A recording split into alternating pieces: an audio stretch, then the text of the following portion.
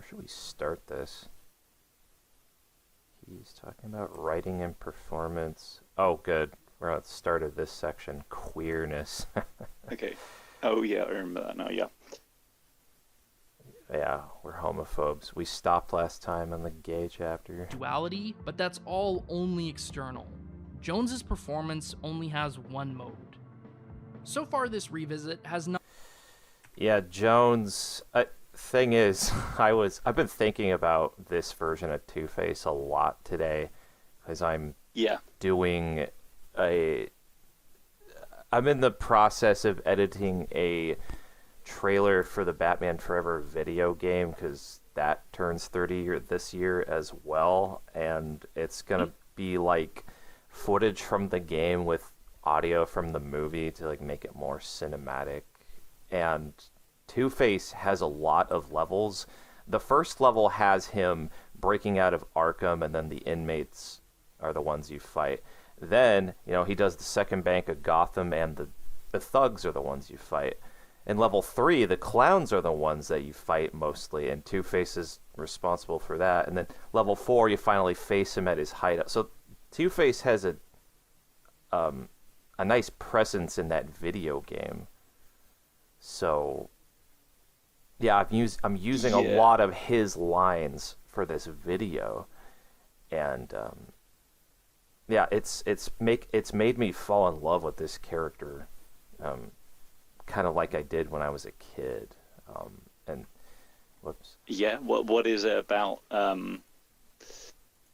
What is it about then? Like that character? It's the voice, I think. The voice. Yeah. Yeah. The wrath of Taz, the only true justice, and the design as well. It's like I love these vibrant colors that they went with. I like the outfits he has, especially the circus one and the one he has at Enigma's party. The pistols he uses look cool, and he doesn't get to show his original, like, he doesn't act like Harvey Dent enough in the movie, but the times that he does, it's very interesting to me. Yeah, I would agree. It's a really colourful look for the character, and certainly, I think actually when I first watched it as a kid, I thought it was too much, but now I'm very comfortable with the zebra patterns and the leopard spot tie and shirt and stuff. I think it's great design. Yeah. Did you know they wanted to do the big eye? And Tommy Lee Jones was like, "No, I'm not doing that." Because it would have been, kind of like pulling his. It would have been some kind of like plastic prosthesis thing that would have like pulled his eyelid back a bit to, give it that kind of exposed look that it has, particularly in the animated series. Wow, I wonder. That would have been really uncomfortable for any actor, but I am just wondering on a tangible, practical level how that would have been done. Because, like, would the eye move? Because, like, when Arnold did the Terminator and he's got his face, like, torn back and you see the cyborg eye, that eye did not move. And so, how would they do that? That's cool. Yeah, I think it was just going to be sort of like a PC war, kind of like around his eyeball, that just sort of like stretched the two kind of like upper and lower eyelids just to make it look bigger and different. Yeah. But yeah, I completely understand Tommy Lee Jones going, no thanks. Yeah. Okay. You could have potentially damaged someone's vision. Mm-hmm. Schizophrenia and duality, but that's all only external. Jones's performance only has one mode. So far, this revisit has not proved especially revelatory. I still see Batman Forever and Batman and Robin as highly flawed movies, to say the least. But of course, I have yet to discuss the most interesting and controversial aspect of Joel Schumacher's Batman, his queerness. After all, it was a rejection of a perceived gay Batman that fueled so much of the hatred for these films. That's a shame. It's kind of... there's this quote. I'm going to quote Mike Mike from Red Letter Media again, but they did their Batman and Robin their Batman and Robin commentary. And during the flower ball scene, I think it was Jay who was like, how did this happen? Like, what is this cinematography and all these colors? And Mike goes, they had a flamboyant gay director. I mean, yeah. Yeah. What was I going to say? Yeah.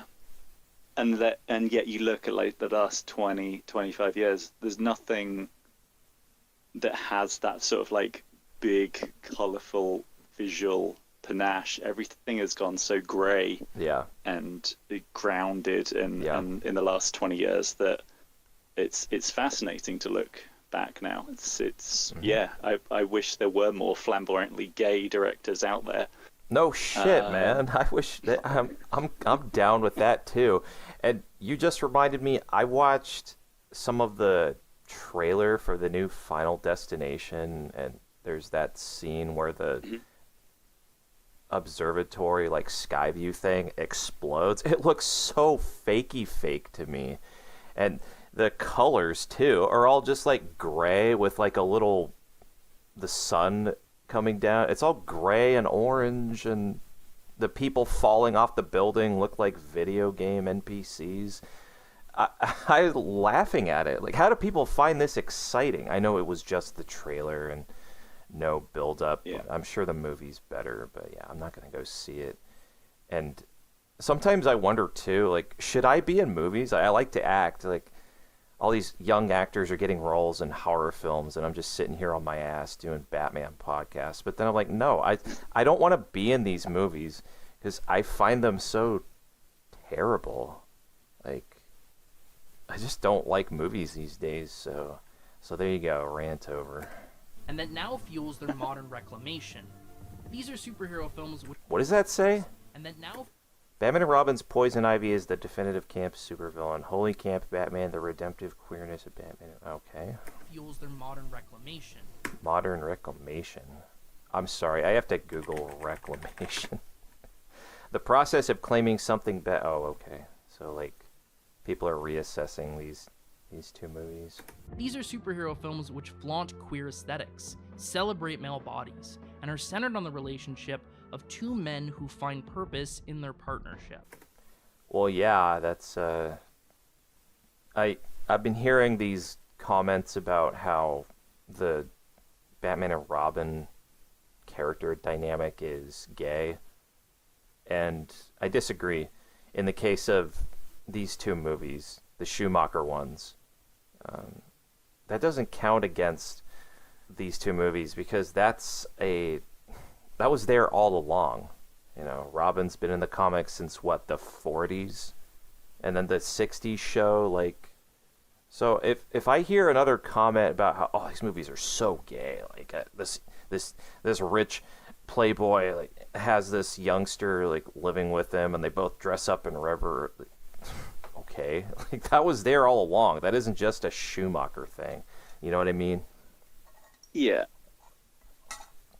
Very good. I'm glad you get that. Moving on. These are films where the evil seductress draws less on classic noir femme fatales than she does drag performers, where Henry draws less What? I'm sorry. purpose in their partnership. These are films where the evil seductress draws less on classic noir femme fatales Classic noir femme fatales, and instead than she does drag performers. Okay, so we're talking about gayness, right? But I don't get this comment. Mm-hmm. One last time here. Two men who find purpose in their partnership. These are films where the evil seductress draws less on... So, these are films. I don't think he should start this by saying these are films, because Ivy is only in one of them. Unless he's talking about, like, the whole franchise, in which case that would also include Catwoman and things like that. in their partnership. Yeah. These are films where the evil seductress draws less on classic noir femme fatales than she does drag performers. Where I'm sorry, I don't get this comment. Do you? Yeah, I guess what he's trying to say is like Poison Ivy's sort of Uma Thurman's kind of version of Poison Ivy um, isn't like super sexy and a sort of like, oh, we're gonna like push this into R-rated territory. It's more kind of like performatively kind of sexy and colorful, and Yeah. all her kind of like one-liners come across in a kind of like drag queen-esque kind of way. You know how like a drag queen will be like constantly like Yeah. going after kind of innuendo in everything that people say, but isn't Yeah. necessarily like trying to seduce the people around you. Yeah. They're certainly a rare breed, aren't they? Yeah. They act a certain way. Okay. Yeah. So her performance is more. The gears in my head are turning. Let's move on. Where henchmen wear Yeah. S&M fetish masks. Where henchmen wear S&M fetish masks. Those masks are so cool, by the way. I love all the piercings too, and the dog collars, the leather. Yeah. The Two-Face henchmen are pretty dope. S&M fetish masks, leather, and dog collars. And of course, where the director is himself an out gay man. An out game. He should have said outwardly gay. Collars. And of course, where the director is himself an out gay man. And while Schumacher resisted being pigeonholed as a gay director, he didn't hide his own sexuality either. Then there's the nipples. I commend him for that. Yeah. And by the way, this shot of the chest and everything, I really like how bold these movies are. There's a boldness in the way it presents itself that Yep. you don't see a lot these days. Are you talking like superhero movies or just movies in general? Yes. Yeah, superhero movies, and that could... No, it doesn't apply to like every movie. I mean No. superhero movies. And because of how bold the Schumacher films were, and just kind of the poor reception and the backlash that happened on the internet years after, there's a conscious effort to not go back to this kind of boldness and queerness, because Yeah. well, it's just Batman and Robin's one of the most infamous movies ever made. And, There's that quote, isn't there, in the Neon Night Forever, Yeah. where he quotes kind of Kevin Feige at some, I can't remember when it was, at some point was like Batman and Robin was, like the reason we started doing movies in a different way. Like it was, Right. I think he calls it bad. Like it was so bad that I had to, figure out a new way of doing comic book movies. And everything's been so much more boring ever since. I'm sorry, that's kind of a cynical take. Yeah. But yeah, this shot, look, it's a Dutch angle, kind of like tilted to the side. Yeah. I can't remember the last time I saw a Dutch angle in a movie. Yeah. I really get the impression that if someone were to use a Dutch tilt on a film shoot these days, someone would point out that, oh, that looks like Batman and Robin. Yeah, let's not do that. This movie's reach is gigantic. Okay. Yeah. A director, he didn't hide his own sexuality either. And that's why I like the title of Thomas' book, The Legacy of Joel Schumacher's Batman. Because there really is a huge legacy, and Yeah. I think the movie's okay. I don't think it's bad. I think it's just okay. I understand why people hate it. So that me too. legacy Yeah, the legacy still lives on, for better or worse. Yeah. Either. Then there's the nipples on the bat-suit. Now you might have noticed I've gone this far into the video without mentioning bat-nipples once, and that's by design. You should have gone the whole video without, because we've heard this before, man, but whatever. Let's press on. The way this costuming detail has gone down in infamy as convenient shorthand for explaining why the Schumacher movies suck is frankly absurd. Very absurd. It's not uncommon for widely hated movies to be boiled down to a single surface element that is easily recognized as bad while ignoring the deeper and more fundamental flaws. Who's this chick? Wow, dude. Wood. Don't know. She's like a 10. This element Who is easily this? recognized as bad while ignoring the deeper and more fundamental flaws integral to I the know. work, It's but rarely has it Godfather Part 3. Oh, It's, Sophia. it's her. It's yeah, Sophia Coppola, that's yeah. that's Yeah. the thing people point out. You mentioned Godfather 3. Yeah, well, yeah, she's hot as shit, but yeah, I haven't seen the movie, and frankly, I can't finish the first one. It's so long. ignoring the deeper enough. and more fundamental flaws integral to the work. If I'm unpausing, like, you don't have to shut up. You talk over this video as much as you right. want. No, yeah, it's she is obviously she is the director's daughter, and Yeah. she's like a major kind of part of it. And I think they wanted Winona Ryder, and when they couldn't get her, Francis Ford Coppola was like, "Oh, my daughter will just play the main character." Francis And, Ford. She's not great. Yeah, Francis Ford Flopula. That's another one of Mike Stoklaus's Actually, jokes. to segue, I still haven't seen it, but the Megalopolis, actually, a lot of people have watched that and said this feels like something Joel would have made, because it's just kind of like Yeah. big over-the-top performances and lots of sort of crazy kind of set design and stuff. So although it massively flopped, I am sort of kind of interested in going to see it at some point. Oh my god. I mean, yeah. Okay. See this picture with the girders. Very striking imagery. And Yeah. I like the concept. This kind of Vertigo big city thing that is kind of a, I like the big city on the screen. It allows for lots of imagination and stuff. But like, look at this photo here. This reminds me of, like, I was complaining earlier about the Final Destination trailer and everything, and this, Yeah. I mean, look at it. It's those two colors again, gray and gold. Blue and It's like darkness and yeah. bright. It's like every movie looks like this now. yeah. I don't get Yeah. it.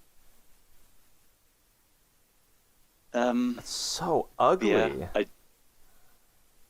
So someone likes it, not us, but someone's clearly enjoying it. It's trendy, and I hate trends. Mm. I don't know. Yeah. Movies start to look the same. I've been noticing it for 2 decades too. Terminator 3 has this problem. It's just Terminator 3 has a terrible look to it. It looks like a TV movie or TV something. movie where, like, at night you get some shadows and everything else is like orange. Yeah, no thanks. Spider-Man had that problem as well. The Sam Raimi Spider-Man movies. But rarely has a detail been this innocuous. It's just some nips. Who cares? I don't. Are they really any sillier than the fake pecs and abs on the Tim Burton or Chris Nolan suits? No. They're about as functional. Exactly. Personally, I'd be happy to go my Nolan suits. They're about as functional. Yeah, like, look at... I wonder why they left off nipples on the 89 suit. They're going for anatomical man and animal, like, fusion. But... Yeah. I want to say it's the same costume designer. Is it? But it's still, like, it's all Bob Ringwood, isn't it? Kind of all 4 movies have Bob Ringwood. I know I think he's uncredited on Batman and Robin. I think he had a horrible time on that movie. Personally, I'd be happy to go my entire life without having to litigate batsuit nipples ever again. Well, you're doing the video on it. I guess he wants to be thorough, but he didn't have to bring this up. Honestly, I don't know. But the fact that they've proven so infamous means they warrant some discussion. and indeed, the outrage they've generated is directly connected to the film's queerness. Other Batsuits may have also presented exaggerated male anatomy, but they did so in ways which conformed to hetero-identification with a macho power fantasy. Yeah, so basically what he's saying is people who watch these movies are too much into the macho bullshit. Pecs and abs denote physical strength that men are conditioned to find aspirational. Nipples aren't symbols of power, though. They provide a sensual quality to Batman. Yeah, and I think that's kind of what's brilliant about it. It's just how that's a Schumacher thing. The sensual. Yeah. I'm glad he brought that up. That's a good word. These movies are very sensual. Like, especially that scene of Nicole Kidman grabbing Batman's pecs, and that's great. It wouldn't have the same impact if it didn't look like a like if it was the the Batman Returns suit with this kind of weird sort of armory kind of thing. It wouldn't work as well. No. There's that in Batman Returns, there's that scene where Catwoman like places her hand on Batman's like midriff. It doesn't work as well. Yeah, and then she like stabs him. Yeah, I mean, I agree. And in effect, sexualize the character. Oh, there we got that's the shot we got very right after that. Removing him from his dominant position of power and making him an object of desire, be it that of heterosexual women or gay men. And in turn, cutting... How dare you cut to Robin after saying gay men? Heterosexual women I mean... or gay men. Why don't you just cut to a picture of yourself, buddy? Oh, yeah. How you like me now? And in turn, cutting the cis-straight male spectator out of the identification loop. And if you think I'm reaching with this read, I want you to consider something. You know what looks way, way sillier than the bat-nipples? The bat codpiece. This is so much more absurd than some nips, but I've never heard any complaints about it. Because a giant phallus again plays into heteronormative ideas about dominant masculine power. Yeah. The vitriol is always reserved for nipples or asses, the things that render Batman and Robin sexually desirable, and by extension, vulnerable. But for all the queer elements, for all the defiance of heteronorms, I have to ask, how gay are these movies really? Neil, do you want to answer? Okay, are they? I think it depends on your viewpoint. I don't see them as particularly super gay, but I know some other people do, and that's cool. Hey, that rhymes. Nice one. You're like making a riddle almost. You're like turning it into enigma. Yeah, I don't find these movies very gay. No. I'm sorry.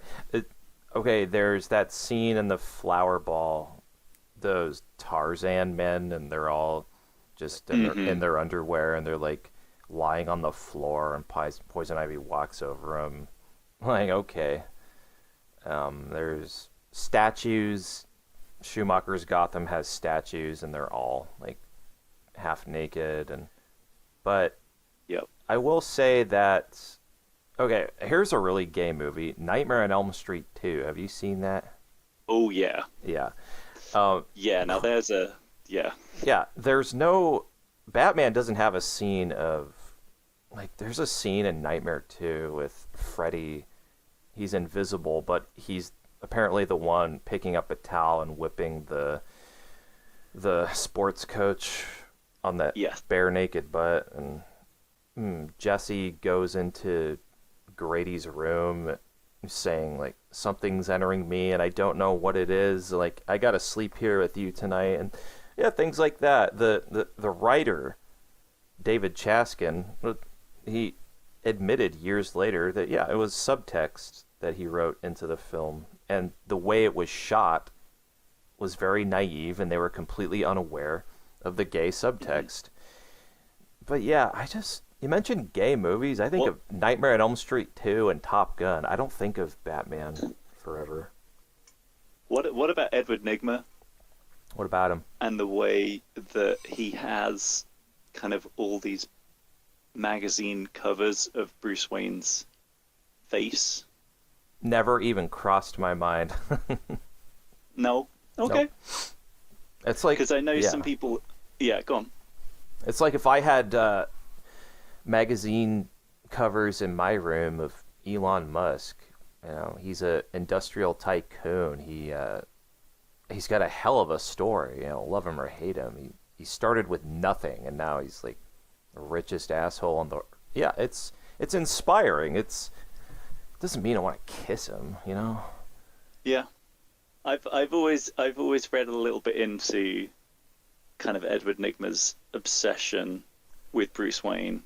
There's obviously, you know, halfway through he starts dressing up like Bruce Wayne, and it reminds me a lot of, there's a film called The Talented Mr. Ripley, where kind of the lead character in that, I mean, in the book it's not kind of really mentioned, but in the movie they make him very explicitly that he fancies, Matt Damon fancies the Jude Law character to the point where he starts borrowing his clothes and he starts dressing like him and he starts taking over his identity and things like that. So I can see a little bit of Edward Nygma kind of having some subtextual attraction to Bruce Wayne, but it's never like acted on.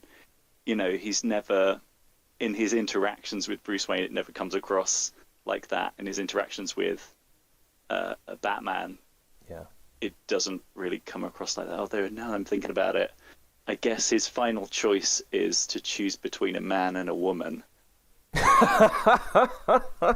It's this is it. It's you know, movies are like Rorschachs. You know, you look at them and you start sort of, you go down these kind of rabbit holes. It's the way movies are deliberately made. The best kind of movies are the ones where you can kind of read into things and pull out your own sort of interpretations.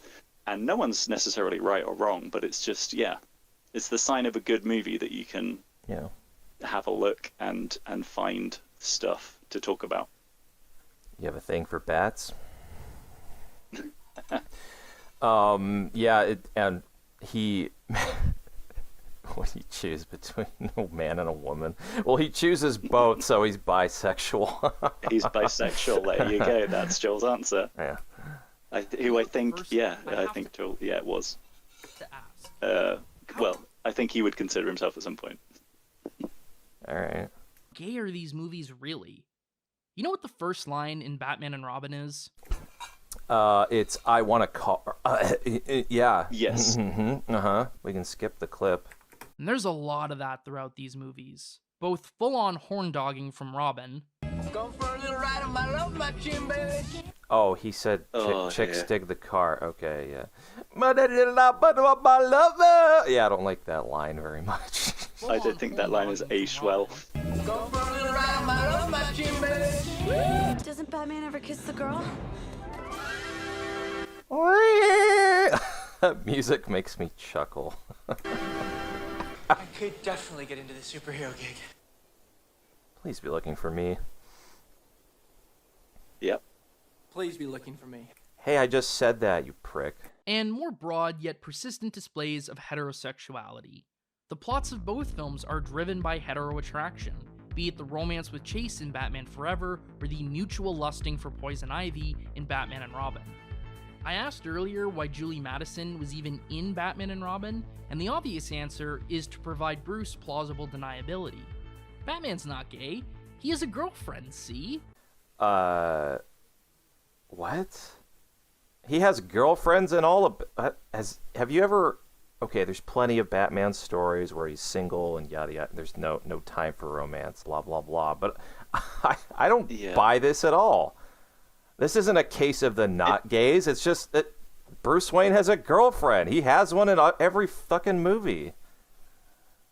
Yeah, and the whole point is he's like attracted, or he's got this kind of pheromone attraction to Poison Ivy. Mm-hmm. So he needs you've got to have the girlfriend in there to sort of kind of pull him away from something. You know, if he was just like a lonely man on his own, no girlfriend, then Poison Ivy coming in and kind of messing with his head wouldn't do anything. But yeah, I do feel Julie Madison is a bit wasted. But yeah, that's why she's in the movie. Exactly. And there's that deleted scene where she's like, "What are you doing, Bruce? You're not really propositioning another woman right in front of me. Make a choice." And he goes, well, her. It's like, I liked having a scene where Ivy's effect on him is affecting his normal life. I thought that was cool. Yeah. Earlier, why Julie Madison was even in Batman and Robin, and the obvious answer is to provide Bruce plausible deniability. Batman's not gay. He has a girlfriend, see? The deniability is pretty weak, given he and the film seem actively disinterested in Julie, but that's nonetheless why she's there. And it's not just the heroes. The villains also have a hefty dose of no homoing. Two-Face has 2 sexy girlfriends. Mr. Freeze, in addition to being married, has a sexy lady that hangs around his lair who's into him. Hell, even Alfred has a deleted scene where he talks about the woman he once loved. There's also moments like this from Batman Forever. Women. You can certainly view that from a queer lens, but to my eyes, it's a much more straight-coded moment, this humor at how frustrating women are to deal with. But the central factor which makes me question these films' supposed queerness is the relationship between Batman and Robin itself. Simply put, I don't buy these guys as lovers.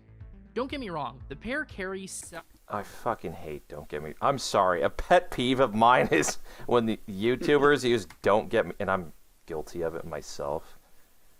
Yeah. Supposed queerness is the relationship between Batman and Robin itself. Simply put, I don't buy these guys as lovers. Agree.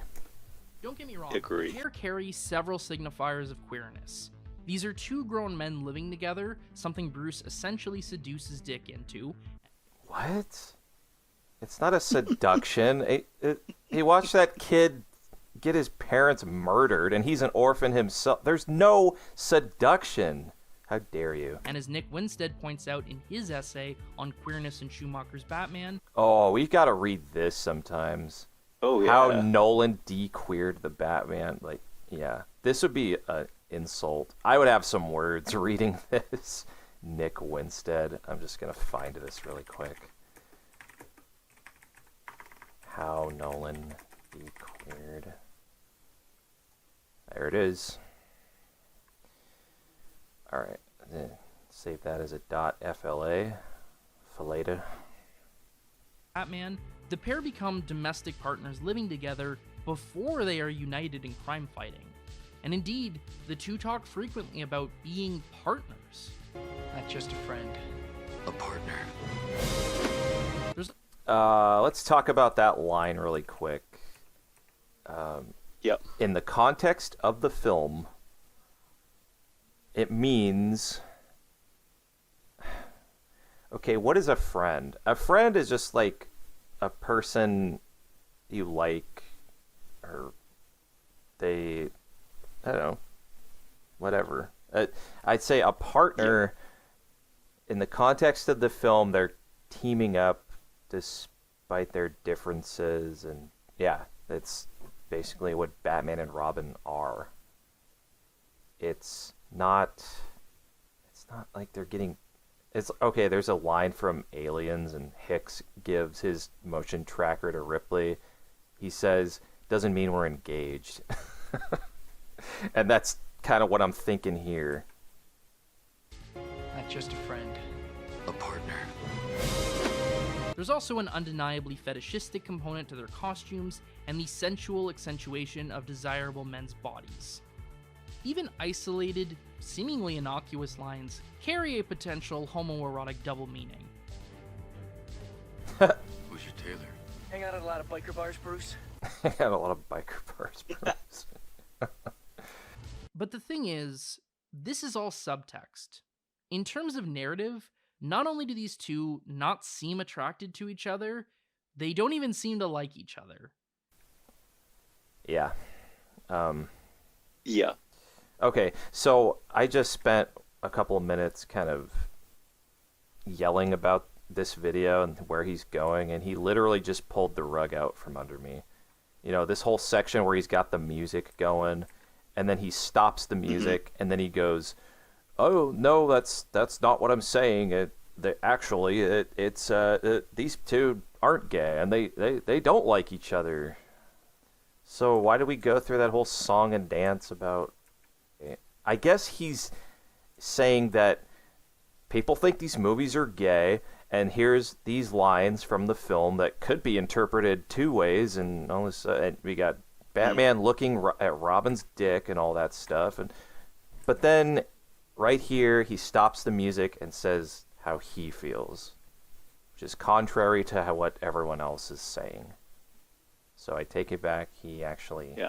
He's formatted this pretty well, actually. To not seem attracted to each other, they don't even seem to like each other. In Batman Forever, they don't even have many scenes together. Once Dick arrives at Wayne Manor, he just sort of hangs around with Alfred while Bruce is off dealing with the plot. There's a pretty good deleted scene where Bruce tries to reach out to Dick, showing interest in his life and future, but that's missing in the theatrical cut. And reportedly, this scene is not in the Schumacher cut, which is interesting. Kind of a shame. I know that because the work print that Epic Film Guys reported on did not include this scene. It always bugs me at the end when he kicks the wooden dummy, and it seems really fake, like it's made out of polystyrene or something. I don't know why they cut it, but it's just a bit on the nose, and I guess. But yeah, I do agree. It is a shame that it got cut, because it is one of the few times they actually talk to one another before the end of the movie. Yeah. I like it a lot. I like Bruce's line, "I don't know you, but I'm like you." And I love the picture of Two-Face on the dummy he's punching. I think it's pretty good. Where the two don't have a single interaction after their first meeting until Dick discovers the Batcave and steals the Batmobile. Bruce only cares about Dick when the plot demands it, which makes it really weird when Bruce says, "Listen to me, Dick, I'm your friend." "You are?" Because you in the film seem way more interested in pursuing Chase, who gets more scenes with Batman/Bruce Wayne, and she's also more integral to the story. Yeah. Batman Forever is not perfect. Mistakes were made. I'm going to quote Siskel again, because he said he was kind of impressed with how the movie balances the 5 characters, and everyone gets enough screen time except maybe Tommy Lee Jones. That's a direct quote. I gotta hear this again. I think what I was going to say was the movie could be longer. This movie was 30 years ago, and comic book movies that were 2.5 hours long did not exist. Like, no way. You cut them down to 2 hours and a couple minutes. Like, that's the way it's gonna be. Nowadays we have like BVS and the extended director's Blu-ray 4K cut of the Zack Snyder's that's like 3 hours long. I'm seeing Mission Impossible Final Reckoning next week, and it's almost 3 hours long. Movies back then were shorter, but it would have really served this movie in particular. And I'm especially interested in the Schumacher cut, which is reportedly over 2.5 hours long, and Batman Forever deserves it. And to quote Roger Ebert this time, he said, "I think Batman deserves more and better." And some of the complaints that Ebert had about the film are exacerbated in the theatrical cut, but I think Ebert would have really enjoyed the Schumacher cut more. So there you go. Yeah. With regards to like Bruce and Dick not hanging out much and sort of getting to know each other, I know there was a little bit of that in the Bachelor's original draft. Kind of after the subway thing, Bruce does start trying to train Dick up a little bit. but obviously that got kind of canned when Keith Goldman came in and kind of changed little bits of kind of the back half of the movie. And I feel like he moved over the kind of father-son relationship between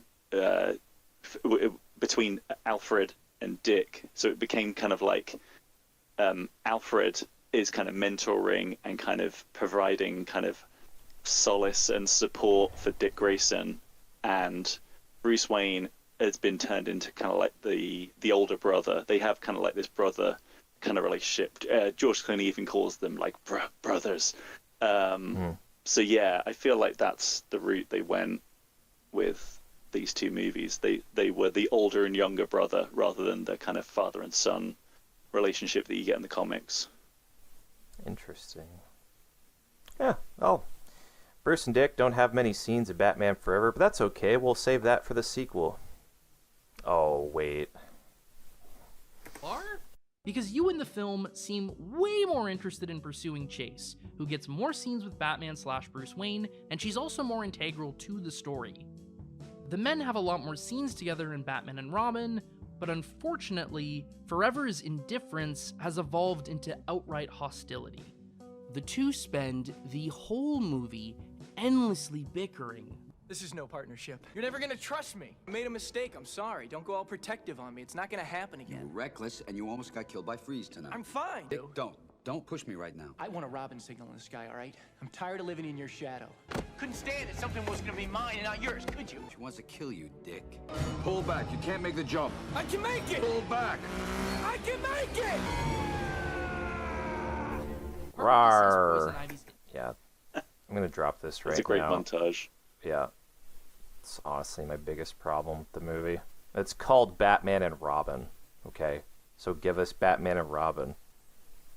Not Batman and Robin and Batgirl and Freeze and Ivy and Bane.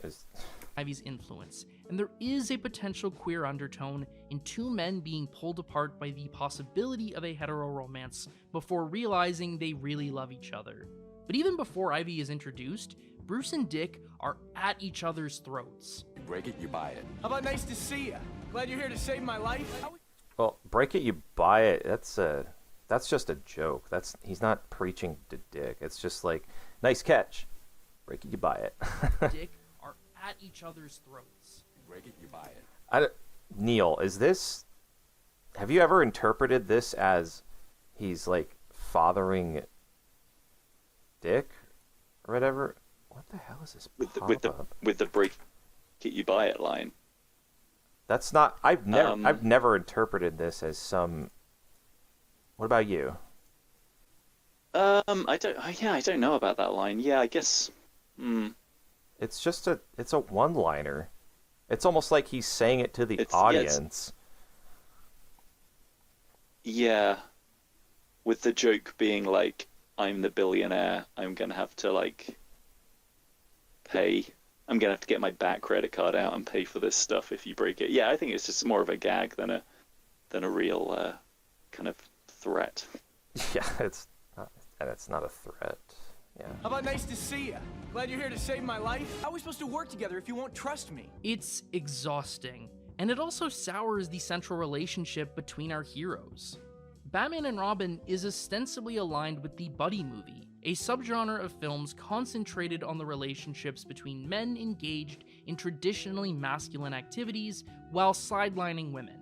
Yes, Batgirl does join the adventure eventually, but only very late in the film, and is a clear distant third to the dynamic duo. And a defining feature of the buddy movie is the unspoken homoerotic subtext inherent in stories of men way more interested in spending time with each other than with women. The difference is the buddy movies awash in the richest homoeroticism had real affection. Whether Butch and Sundance or Rizzo and Joe Buck were actually gay is a matter of subtext, but that they loved each other was unambiguous. There was warmth and physical intimacy in how these men cared for each other, and that never emerges between Batman and Robin. Yeah. This scene from Midnight Cowboy. It's I really like these scenes with Dustin Hoffman and Jon Voight. making him a cup of Joe, and he's brushing his hair. Yeah. Yeah. That would have gone a long way. To like, there's that scene in the beginning when Batman thaws Robin, and Robin goes, "Did we get him?" And then he takes Batman's hand. Well, if that scene had gone on for another like 5 seconds and just have Batman like cleaning Robin off to make sure he's okay, kind of like this scene here from Midnight Cowboy, would have gone a long way. That's I wonder whether the reason they have such a seemingly hostile relationship, particularly when you show it in a montage like that, is because they wanted it to come across as kind of like, I think the movie does pull quite a lot from the 60s show. And in the 60s show, they were kind of like, best friends and work together, and like Robin would rarely ever get told off by Batman. And I wonder whether they were trying to make it a bit more kind of like edgy, of kind of like, these are two slightly mismatched partners, look at the sparks flying, when actually it was just really annoying. Yeah. Maybe like the writer Kiva Goldsman didn't want to do the 60s dynamic duo. They get along fine. They walk in perfect sync. Because like I think of like another kind of mid-90s movie, Die Hard with a Vengeance, is great fun, and like Bruce Willis and Samuel L. Jackson are like constantly like arguing with each other, and it's fun. But you've got to sort of balance that and have a kind of humor to it, otherwise, and evolve it. I think that's another problem with Batman and Robin, like that relationship. Fine, have them kind of be a bit kind of like tetchy at the start, but it's got to sort of go on an arc somewhere, whereas they don't. They just kind of let it go and go and go, and then at the end they trust each other. Yeah. Rubber lips are immune to your charms.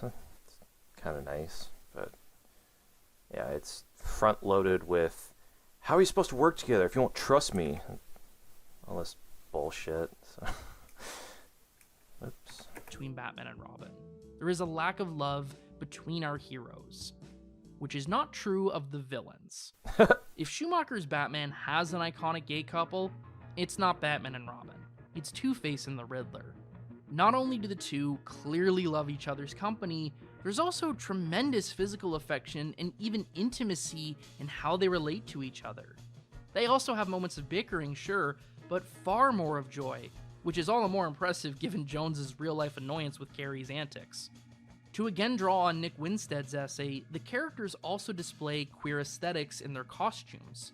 Riddler's multiple outfits draw from queer icons like Ziggy Stardust and Liberace, while Two-Face's split outfits draw from... That's Ziggy Stardust? I always thought that was David Bowie. Yeah, it's kind of like it was like a persona that he had. Oh. Like it was like for a specific album, he started wearing kind of that makeup and that kind of hairstyle and stuff, and called himself Ziggy Stardust. Yeah. From queer icons like Ziggy Stardust and Liberace. Liberace. Let me look at this. Yeah, I mean, it's certainly Liberace-esque. While Two-Face's split suit symbolizes the divide between homosexual repression and liberation. That's a reach. Yeah, is he gonna like do another like cut the music and say, actually, that was just what people think. This is what I actually think, like he did earlier. But yeah, this is a hard disagree. One side is a conservative, monochromatic suit, the kind of professional attire you'd expect from a politician. The other side is this wild blend of colors and animal print, loud, boisterous, and defiant of traditional conservative standards. For all the ways Schumacher's Batman evokes the Adam West era, the queer coding of the villains might actually be the strongest. As film professor Harry M. Benshoff suggests, It was the colorful villains of West Batman which may have most appealed to queer and countercultural audiences, while squares could root for Batman and Robin, who, for all their own queer coding, ultimately stood for the preservation of the status quo. Support your police. That's our message. Well said, Robin. And while Mr. Freeze and Poison Ivy lack that homoeroticism, there is nonetheless something... What do you mean homoeroticism? Like, these two together, they're opposite sex, so I don't know how that's going to work. In the book, she is, like, more romantically interested. That's sort of muddled in the final film. Freeze isn't gay at all in the movie, and she is a bit more sensual. Like, maybe she could go either way. Never mind. And, like part of the reason, again, like part of the reason Ivy isn't super sexy is because it is going to be a kids movie. So there's a limit to how seductive you can make the character and still sell your toys and your Burger King and your everything.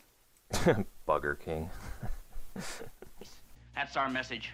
Well said, Robin. And while Mr. Freeze and Poison Ivy lack that homoeroticism, there is nonetheless something subversive about their partnership.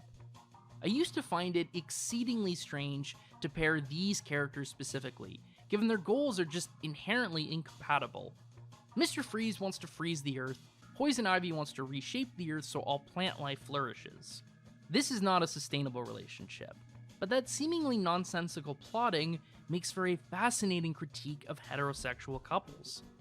Freeze and Ivy share nothing in common, yet are drawn together anyway by the conventions of superhero movies, just as so many straight couples are virtually incompatible save for fulfilling the obligations of heteronormativity. Within the relationship, Ivy is a scheming and manipulative woman, nefariously working against Freeze's best interest, while Freeze is a rube, thinking he's this cool, unaffected alpha, when in fact he's being easily played. Is it really just coincidence that Thurman's performance of camp hyperfemininity is contrasted by Arnold, arguably the defining symbol of masculinity in the 80s and 90s? Arnold doesn't play Mr. Freeze with the same camp affect Thurman does Ivy, but he doesn't have to. His sheer presence and baseline exude a hypermasculinity. The pair's final scene literalizes that old joke of hetero marriage being like a prison, trapped together in Arkham Asylum as Freeze vows to make Ivy's life a living hell. Winter has come at last. Keep in mind, this is also after Batman has revealed Freeze's wife Nora is still alive, and Freeze can continue his research to try and cure her. Freeze's final scene could very easily have been tending to Nora and the hope of their symbolic heterosexual romance flourishing again. Instead, Schumacher concentrates on his toxic parody of straight couples. A final queer element that must be discussed, though, is Batman Forever's climax. The surface challenge of Riddler's trap is the conflict between Bruce Wayne and Batman, symbolized in forcing to choose between saving Bruce's girlfriend or saving Batman's crime-fighting partner. It doesn't take much imagination, however, to see a sexual subtext. And yeah, we kind of touched on this. I'm kind of interested to see. What did you think of the I've never thought of this before, Mr. Freeze and Poison Ivy being a parody of a heteronormative relationship? I've actually never... That's the first time I'm hearing about it. Yeah. I just think he's giving the writer too much credit. I think they literally picked the next two famous Batman characters that have been in the animated series. Yeah. And then at the end of the movie, we're just like, well, I guess, yeah, the complaint about the fact that neither of their goals, one to kind of have plant life reclaim the planet and the other one to freeze the planet, are completely incompatible. I just think that's slightly bad writing. Yeah. It's an interesting concept. I mean, There are a couple of scenes where, like, in her lair, he has his own, like, bedroom, and it's all blue and foggy, and yeah, that's kind of cool. He has his own section. They sort of live together. Yeah, maybe it was like a subtext. That's a maybe, but it's possible that you're right. That was just never intended. A final queer element that must be discussed, though, is Batman Forever's climax. The surface challenge of Riddler's trap is the conflict between Bruce Wayne and Batman, symbolized in forcing to choose between saving Bruce's girlfriend or saving Batman's crime-fighting partner. It doesn't take much imagination, however, to see a sexual subtext, a forced choice between heterosexuality and homosexuality. In saving both and reconciling the seemingly conflicting aspects of himself, Bruce/Batman embraces a more fluid, free-flowing sexuality, liberating himself from a binary. But this fluid sexuality has been evident throughout the film.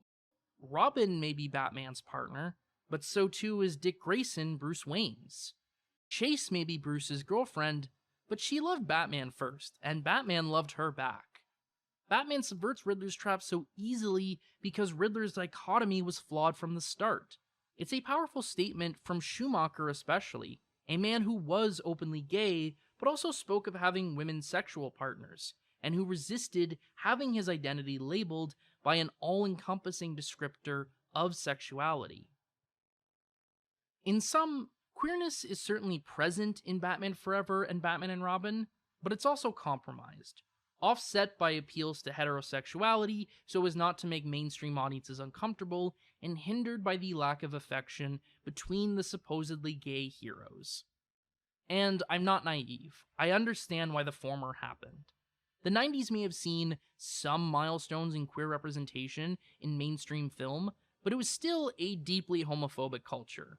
One need only see the vitriol that still faces films which even gesture towards the possibility of a gay character to get a sense of how ingrained resistance to queerness was and remains. All right, it says, multiple sources say that Disney leadership internally put a large part of the blame for Lightyear's financial failure on a same-sex kiss in the film, which was briefly removed, then reinstated after an internal staff uproar. Huh.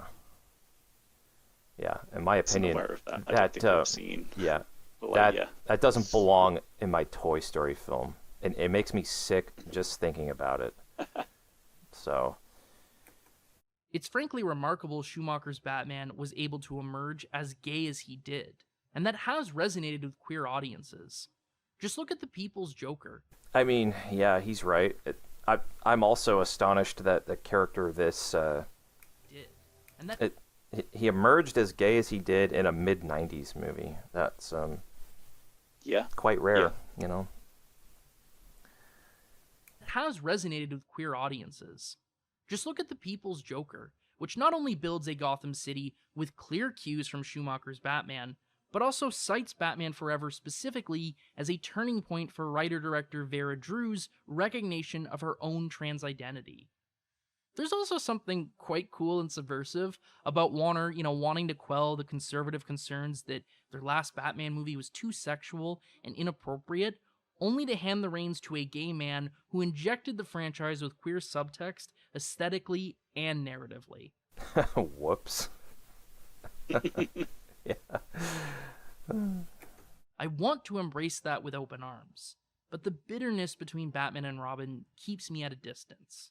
It's a contradiction at the heart of Schumacher's Batman movies, that the queer-coded superhero partners don't actually seem to like each other very much. Indeed, contradiction is the name of the game with these films. In the introduction to Neon Night Forever, Tomasz Zaglowski describes Batman... Let's settle this once and for all. It's Tomasz Zaglowski. I struggled with it for a long time, but at least I did the audiobook where I say it correctly. Yeah. He's saying that, what's he saying? In the introduction to Neon Night Forever, Tomasz Zaglowski describes Batman Forever and Batman and Robin as, quote, too unorthodox and bizarre to become general crowd pleasers, whilst being too commercially driven and mainstream to be inducted among underground cult classics. In other words, they're films which are both subverting the norms of superhero blockbusters while still trying to sell you some Taco Bell. Yeah. And the films are defined by such contradictions. Schumacher's Batman movies are live-action cartoons, but also earnest attempts to explore Bruce Wayne's psychological trauma. Schumacher's Batman movies are camp comedies in the vein of the Adam West series, but still spend hundreds of millions of dollars on cutting-edge special effects and high-octane action scenes. Schumacher's Batman movies are celebrations of queerness, but ones without affection between its heroes and full of appeals to heteronormativity. Some of this is the byproduct of the monstrosity that is big studio filmmaking and the forced synergy between artistry and corporate interest. Too many cooks in the kitchen. Yeah. Yeah, I completely agree with him there about the movie. Both movies are kind of contradictory, and we've talked about this before about, having different tones that don't necessarily mesh and things. Sometimes movies that, like you're saying, the fact that it is very commercially driven, and yet has all this Bruce Wayne stuff, some of which was cut out, where it belongs in maybe a more serious movie. I think that's probably what makes me keep coming back to it all the time. Yeah. That it's a bit of a mess. Mm-hmm. It's like a dish. There's too many. There's too many flavors. It's too complex, and sometimes just a plate of spaghetti and meatballs, as simple as it is just right. You don't need to add an extra sauce or an extra garnish or add mushroom. Yeah, it's a bit much, and I gotta say, I'm kind of moved by this monologue that he's done. I'm sitting here watching it and thinking, this is right. This is kind of how I've felt for many years about these films. I've never been able to really articulate it. But it's nice seeing a video with 30,000 views, laying it all out.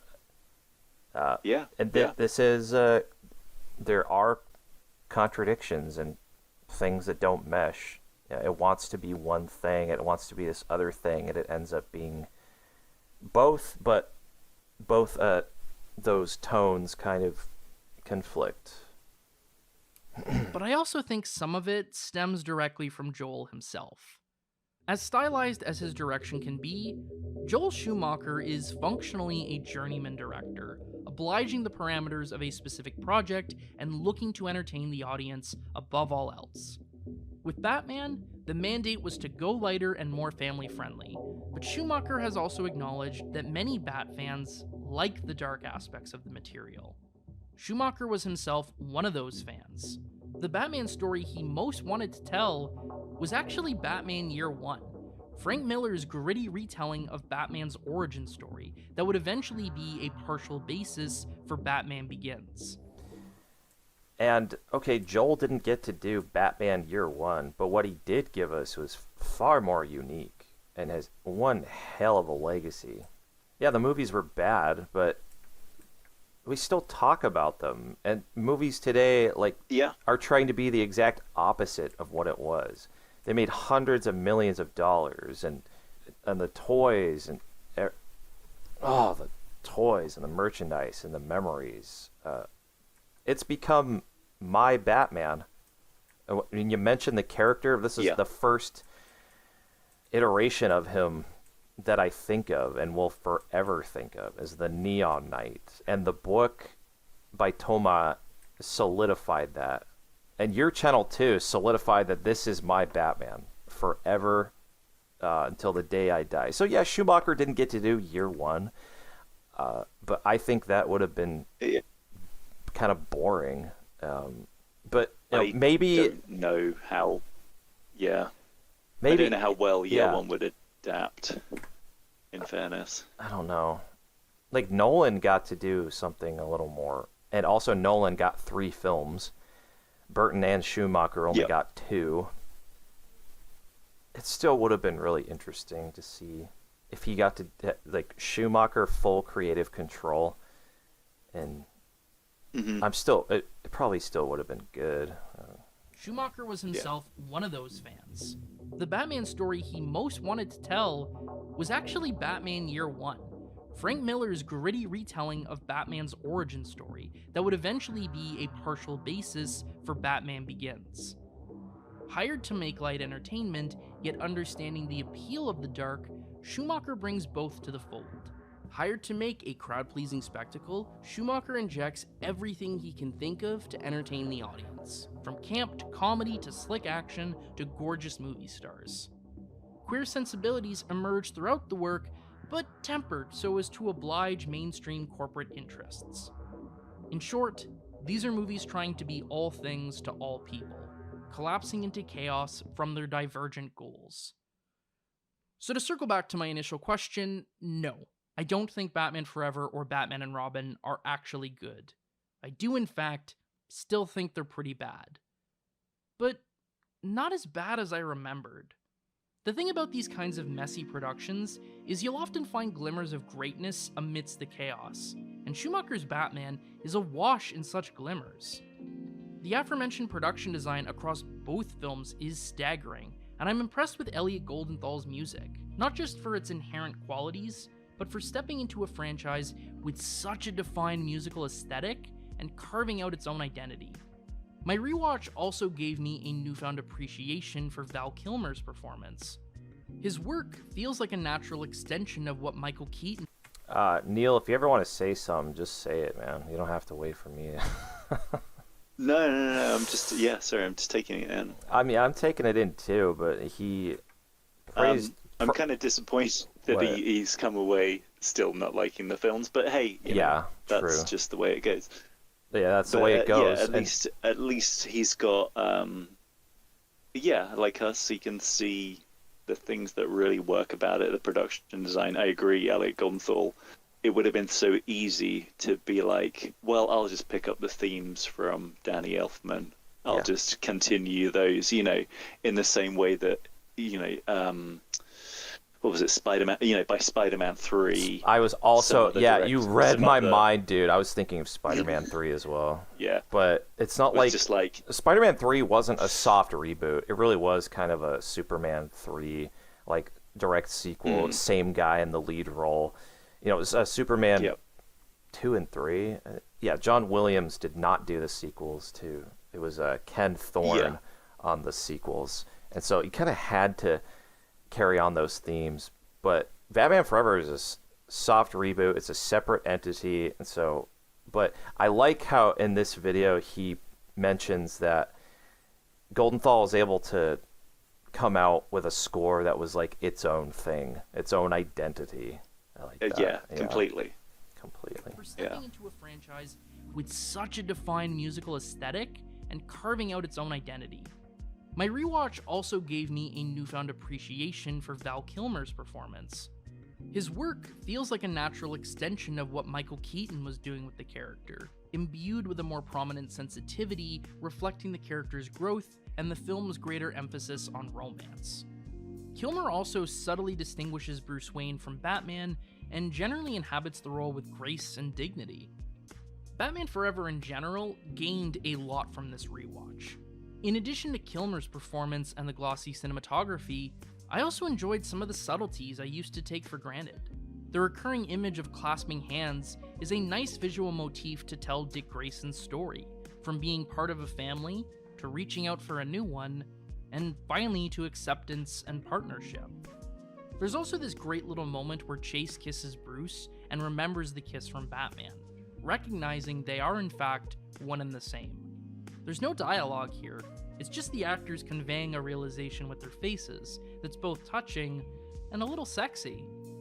Batman and Robin doesn't have these kind of subtleties, and is in fact so sloppy that any defenses I might offer for aspects of it will only go so far. Got any defenses for Batman and Robin, Neil? Hang on. It's a fun. It may be a toy commercial, but it's a fun toy commercial. Yeah, I really like Bane. I really like Bane's birth scene. Yeah. I had never really considered it until someone pointed out it's sort of like riffing on kind of 1930s kind of, Frankenstein and kind of all those universal kind of horror things, which I never really watched until a few years ago. Yeah, closest they just weren't part of my childhood. Closest I've ever got to watching those is Young Frankenstein, which is a sort of a parody of those films. I love the exterior shots in Batman and Robin. The exterior of the flower ball, the statue with the big arm. Yeah. The big... Everything's big. Yeah. The observatory with the arms holding up the telescope. It's breathtaking. Elliot Goldenthal's score. Yep. What about the story? There's nothing, we can talk about like how Batman Forever has like some interesting story. It's got like, this cool kind of Dick Grayson kind of arc where he's kind of like all over the shop in terms of like emotions, and kind of has this kind of arc where he, becomes Robin by the end.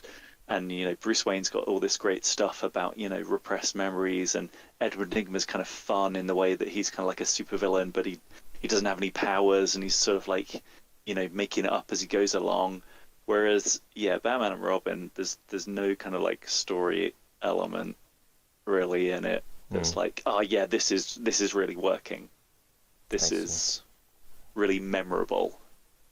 The Batgirl stuff is a kind of tepid rehash of Dick Grayson's kind of origin. The Mr. Freeze stuff, because of all the one-liners, there's not much of the kind of pathos and emotion of his kind of character. Bruce Wayne doesn't have a whole lot to do. I guess his stuff with Alfred maybe is the most interesting stuff, and some of that works. Yeah, well, he does. I mean, Bruce Wayne does something pretty clever in the film where he knows that Freeze needs the diamonds, and so he uses his own diamonds from his family to auction off to lure Freeze out, and then he catches him. But he doesn't have a lot to do, I suppose. Would have been nice if we got more with him, but I love the scenes with Alfred in the film. I like a line in particular is Bruce, like his first real scene with Alfred. He says, "I trust you." Alfred says, "Thank you, but I shan't be here forever." Moments like that are nice. And also the colors in the movie. I love the film's colors. I especially love Robin's part of the Batcave, where it's all like his logo over his costume vault, and the red lights over the red bird. That's all gorgeous. Yeah, it's a visual feast that occasionally just looks kind of cheap, but This scene in particular is rather cheap. The Mr. Freeze interiors. That looks fucking awesome, though. That said, it's a far cry from one of the worst movies ever made, or even one of the worst comic book movies ever made. You'll find more creative inspiration in... Here's a question. What do you think is one of the worst comic book movies ever made? Boy. I'm trying to think. Like, it would feel a cheat to, like, find some really cheap movie. Right. Like Captain America, the 1990 Captain America is not good. But, like, comparing that to this, like, $100 million movie feels a bit... Like, in terms of something like that scale, I remember really, really being bored by Elektra. The Jennifer Garner one back in the day. Good choice. Green Lantern. I haven't seen it, but yes, it looks like one of the worst. But one that I have seen that does not have the excuse of being a cheap Captain America film is Batman v Superman. That's one of the worst. And you're telling me that adding 20 minutes to the movie makes it better? No, it just made it longer. A couple of scenes, like with Clark Kent, make a little more sense. But, good God. Jesse Eisenberg. We agree to disagree on that movie. Oh, yeah. Yeah. Or even one of the worst comic book movies ever made. Like Batman v Superman. You'll find more creative inspiration in any random scene from Batman and Robin. John Glover's another great thing about Batman and Robin. That's what I wanted to mention. That's very true. Yeah, let's give John Glover his due. In any random scene from Batman and Robin than you will in the entirety of Black Adam. I can also personally... Oh, Black Adam was so Black bad. Adam. Thank you. comic book movies ever Good made. God. You'll find more creative inspiration in any random scene from Batman and Robin than you will in the entirety of Black Adam. I can also personally attest that not only did I love the film as a Is this what you look like, man? Jesus, you're ugly. I guess so, but yeah. many kids still love it. My local Thank you. Yeah, no, he's right. Kids love this movie, and the book Neon Night Forever mentioned, hey, why can't kids just have a Batman movie? That they're a huge demographic. Theater plays VHS tapes in the lobby, and while I was writing this video, I witnessed a collection of children positively mesmerized by Batman and Robin. And why shouldn't they be? It's fast and colorful and full of superpowered action figures. That doesn't give the movie a free pass, but its enduring... Wait, hang on, buddy. What's Batman's superpower? Huh? Good question. You got an answer for me?